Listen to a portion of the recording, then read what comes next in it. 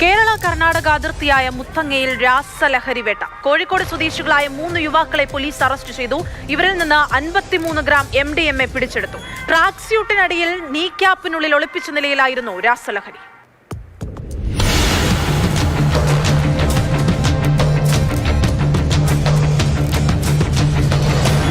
Muthanga police check പോസ്റ്റിൽ നടത്തിയ പരിശോധനയിലാണ് MDMAയുമായി 3 പേർ പിടിയിലായത്. കോഴിക്കോട് സ്വദേശികളായ കെ അഭിലാഷ്, അദീപ് മുഹമ്മദ് സാലിഹ്, അബ്ദുൾ മഷൂദ് എന്നിവരാണ് പിടിയിലായത്. ഇവരിൽ നിന്ന് പിടിച്ചെടുത്തത് 53 ഗ്രാം MDMA. ജില്ലാ ലഹരി വിരുദ്ധ സ്ക്വാഡും സുൽത്താൻ ബത്തേരി പോലീസും ചേർന്ന് നടത്തിയ പരിശോധനയിലാണ് മൂവരും പിടിയിലായത്. കർണാടകയിൽ നിന്ന് കാറിൽ വരുന്നതിനിടെയാണ് ഇവർ കുടുങ്ങിയത്. അഭിലാഷിന്റെ ട്രാക്ക് സ്യൂട്ടിനടിയിൽ നീ ക്യാപ്പിനുള്ളിലാണ് പ്ലാസ്റ്റിക് കവറിലാക്കിയ രീതിയിൽ MDMA സൂക്ഷിച്ചിരുന്നത്.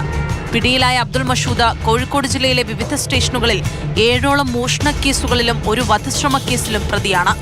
അദീപ് മുഹമ്മദ് സ്വാലിഹ് വിവാഹ വാഗ്ദാനം നൽകി പീഡനം നടത്തിയ കേസിൽ ഉൾപ്പെട്ടയാളാണ്. ഇവരിൽ നിന്നും പിടിച്ചെടുത്ത ലഹരിയുടെ ഉറവിടത്തെക്കുറിച്ച് പോലീസ് വിശദാന്വേഷണം നടത്തുകയാണ്.